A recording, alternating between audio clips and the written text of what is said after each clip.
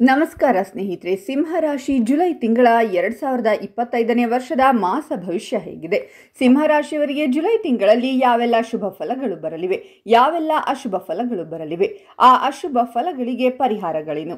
ಸಿಂಹರಾಶಿಯವರಿಗೆ July ತಿಂಗಳಲ್ಲಿ ದೊಡ್ಡ ಪವಾಡವೇ ನಡೆಯುತ್ತೆ. ಹಾಗಾದರೆ ಆ ಸಂತೋಷದ ಪವಾಡಗಳೇನು ಎಂಬುದರ ಬಗ್ಗೆ ಈ ವಿಡಿಯೋದಲ್ಲಿ ನಾನು ನಿಮಗೆ ತಿಳಿಸಿಕೊಡ್ತೀನಿ. ಅದಕ್ಕೂ ಮುನ್ನ ನೀವು ಸಿಂಹರಾಶಿಯವರಾಗಿದ್ದರೆ ಮತ್ತು ದೇವರು ಹಾಗೂ ಜ್ಯೋತಿಷ್ಯ ಶಾಸ್ತ್ರವನ್ನು ನಂಬುವುದಾದರೆ ಈ ವಿಡಿಯೋಗೆ ಲೈಕ್ ಮಾಡಿ. ಹಾಗೆ ನೀವಿನ್ನೂ ನಮ್ಮ ಜ್ಯೋತಿಷ್ಯ ದರ್ಶನ ಚಾನಲ್ಗೆ ಸಬ್ಸ್ಕ್ರೈಬ್ ಆಗಿಲ್ಲ ಅಂದರೆ ಈಗಲೇ ಸಬ್ಸ್ಕ್ರೈಬ್ ಮಾಡಿ. ಹಾಗೆ ಪಕ್ಕದಲ್ಲಿ ಬರೋ ಬೆಲ್ ಐಕಾನನ್ನು ಕ್ಲಿಕ್ ಮಾಡಿ.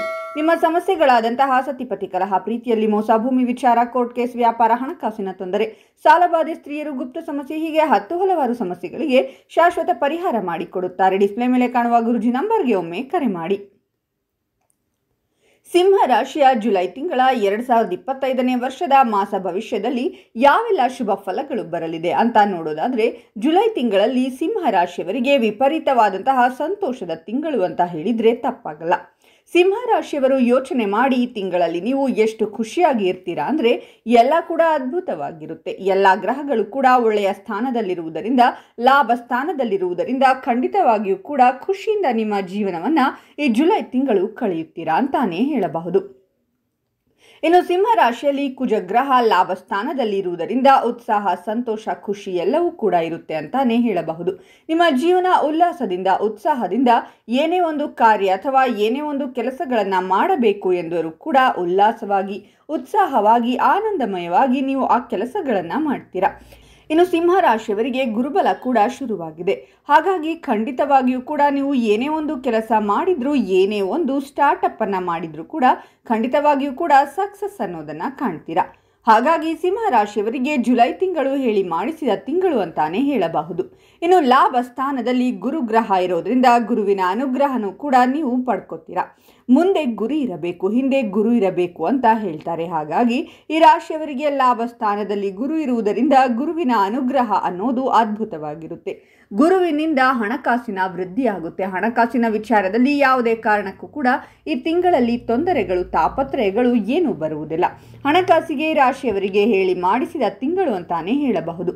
ವಿಪರೀತವಾದಂತಹ ಲಾಭವಾಗುವಂತಹ ತಿಂಗಳು. ನೀವು ಏನೇ ಒಂದು ಕೆಲಸ ಮಾಡ್ತೀರಿ, ಸಣ್ಣ ಪುಟ್ಟ ಕೆಲಸಗಳಲ್ಲೂ ಕೂಡ ಅತ್ಯಂತ ಲಾಭ ಅನ್ನೋದನ್ನು ನೀವು ಈ ತಿಂಗಳು ಮಾಡಬಹುದು. ಇನ್ನು ಹಣ ಹೂಡಿಕೆಗೆ ಇದು ಸಕಾಲವಾಗಿರುತ್ತೆ. ನೀವೇನಾದರೂ ಯಾವುದರ ಮೇಲಾದರೂ ಹಣವನ್ನು ಇನ್ವೆಸ್ಟ್ ಮಾಡಬೇಕು ಅಂತ ಇದ್ದರೆ, ಅಥವಾ ನಿಮ್ಮ ಹಣವನ್ನು ಫಿಕ್ಸ್ಡ್ ಡೆಪಾಸಿಟ್ ಮಾಡಬೇಕು ಅಂತ ಇದ್ದರೆ, ಅಥವಾ ಚಿನ್ನದ ಮೇಲೆ, ಭೂಮಿ ಮೇಲೆ ಏನೋ ಒಂದು ಕಡೆ ಇನ್ವೆಸ್ಟ್ ಮಾಡಬೇಕು ಅಂತ ಇದ್ದರೆ ಖಂಡಿತವಾಗಿಯೂ ಕೂಡ ಹಣ ಹೂಡಿಕೆಗೆ ಇದು ಸಕಾಲ ಅಂತ ಹೇಳ್ತೀನಿ. ಇನ್ನು ಶುಕ್ರನು ಕೂಡ ಉದ್ಯೋಗ ಸ್ಥಾನದಲ್ಲಿ ತುಂಬ ಯೋಗವನ್ನು ಕೊಡ್ತಾರೆ. ಈ ತಿಂಗಳಲ್ಲಿ ಶುಕ್ರನು ಕೂಡ ಉದ್ಯೋಗದಲ್ಲಿ ವಿಪರೀತವಾದಂತಹ ಯೋಗ ಅನ್ನೋದನ್ನು ಕರುಣಿಸುತ್ತಾರೆ. ಹಾಗಾಗಿ ನೀವು ಯಾವ ಕೆಲಸ ಮಾಡ್ತೀರೋ ಆ ಕೆಲಸಗಳನ್ನು ಶ್ರದ್ಧೆ, ಭಕ್ತಿಯಿಂದ ಮಾಡಿ. ಖಂಡಿತವಾಗಿಯೂ ಕೂಡ ಆ ಕೆಲಸಗಳಲ್ಲಿ ನಿಮಗೆ ಪ್ರಮೋಷನ್ ಆಗೋದು, ಸ್ಯಾಲ್ರಿ ಇನ್ಕ್ರಿಮೆಂಟ್ ಆಗೋದು, ಹಾಗೆಯೇ ಆ ಕೆಲಸಗಳಲ್ಲಿ ನಿಮಗೆ ಜ್ಞಾನ ಹೆಚ್ಚಾಗುವುದು, ಹಾಗೆ ನಿಮ್ಮ ಬಾಸ್ಗಳಿಂದ ಕೂಡ ನೀವು ಮೆಚ್ಚುಗೆಯನ್ನು ಪಡೆದುಕೊಳ್ಳುವುದು, ಈ ರೀತಿಯಾಗಿ ಆಗುತ್ತೆ. ಹಾಗಾಗಿ ಉದ್ಯೋಗದಲ್ಲೂ ಕೂಡ ಒಳ್ಳೆಯದಾಗುತ್ತೆ. ಇನ್ನು ನೀವು ಮಾಡುವಂತಹ ಉದ್ಯೋಗದಲ್ಲಿ ವಿಪರೀತವಾದಂತಹ ಅವಕಾಶಗಳು ಕೂಡ ಬರುತ್ತೆ. ನೀವು ಯಾವುದೇ ಕೆಲಸ ಮಾಡ್ತೀರಿ ಅದರಲ್ಲಿ ನಿಮಗೆ ಹೊಸ ಅವಕಾಶಗಳು ಬರುತ್ತೆ. ಏನಾದರೂ ಹೊಸದನ್ನು ಕಲಿತಾನೇ ಇರ್ತೀರಾ. ಹಾಗೆ ನೀವು ಆ ಅವಕಾಶಗಳನ್ನು ಸರಿಯಾಗಿ ಬಳಸಿಕೊಳ್ಳಿ. ಇದರಿಂದ ನಿಮಗೆ ಪ್ರಮೋಷನ್ ಬರುತ್ತೆ, ಬಡ್ತಿ ಸಿಗುತ್ತೆ.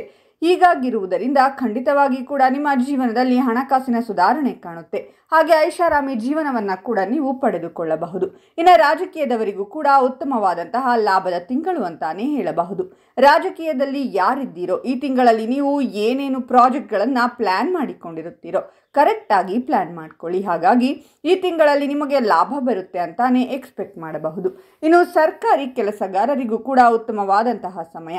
ಸರ್ಕಾರಿ ಕೆಲಸ ಯಾರ್ಯಾರು ಮಾಡ್ತಿದ್ದೀರಾ ಅವರಿಗೆ ಈ ತಿಂಗಳಲ್ಲಿ ನೀವು ಏನಾದರೂ ಬೇರೆ ಕಡೆ ಟ್ರಾನ್ಸ್ಫರ್ ಮಾಡಿಸ್ಕೋಬೇಕು ಅಂತ ಇದ್ರೂ ಕೂಡ ಆಗುತ್ತೆ.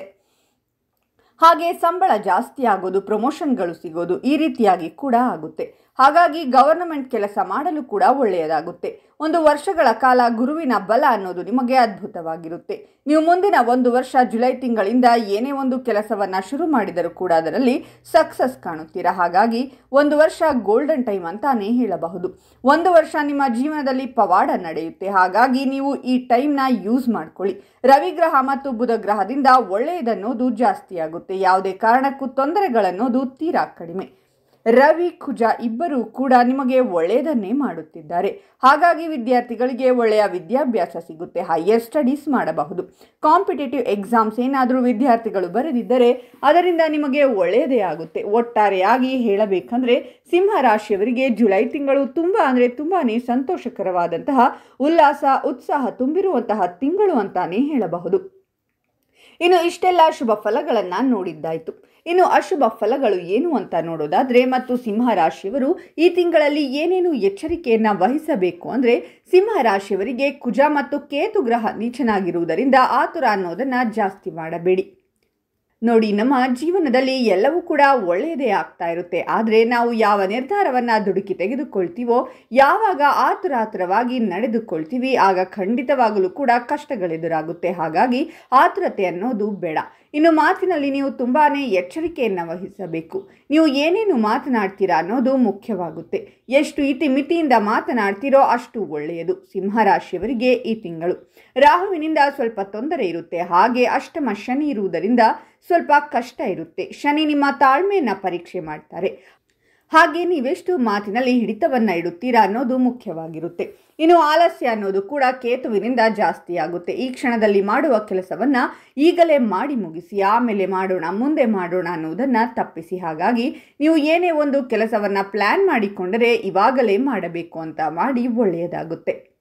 ಇನ್ನು ಪರಿಹಾರಗಳನ್ನು ಏನೇನು ಮಾಡಿಕೊಳ್ಳಬೇಕು ಅಂತ ನೋಡುವುದಾದರೆ, ಶನಿ ಶಾಂತಿಯನ್ನು ಮಾಡಿಸಿಕೊಳ್ಳಿ. ಇಲ್ಲಾಂದರೆ ಶನೀಶ್ವರನ ದೇವಸ್ಥಾನಕ್ಕೆ ಶನಿವಾರದಂದು ಭೇಟಿ ನೀಡಿ ಮತ್ತು ಗಣೇಶನ ಆರಾಧನೆಯನ್ನು ಮಾಡಿ. ಹಾಗೆ ಹನುಮಾನ್ ಚಾಲಿಸವನ್ನು ಪಠಣೆ ಮಾಡಿ. ಇಷ್ಟನ್ನು ನೀವು ಮಾಡಿಕೊಂಡು ಬಂದಿದ್ದೆ ಆದರೆ ಖಂಡಿತವಾಗಿಯೂ ಕೂಡ ನಿಮಗೆ ಇರುವಂತಹ ಶನಿ ಕಾಟದಿಂದ ಮುಕ್ತರಾಗಬಹುದು. ಹಾಗೆ ನಿಮ್ಮ ಶನಿ ದೋಷವನ್ನು ಕಡಿಮೆ ಮಾಡಿಕೊಳ್ಳುತ್ತಾ ಬರಬಹುದು. ನೋಡಿದ್ರಲ್ಲ ಸ್ನೇಹಿತರೆ, ಸಿಂಹ ರಾಶಿಯವರಿಗೆ ಜುಲೈ ತಿಂಗಳು ಎಷ್ಟೆಲ್ಲ ಲಾಭದ ತಿಂಗಳು ಅಂತ.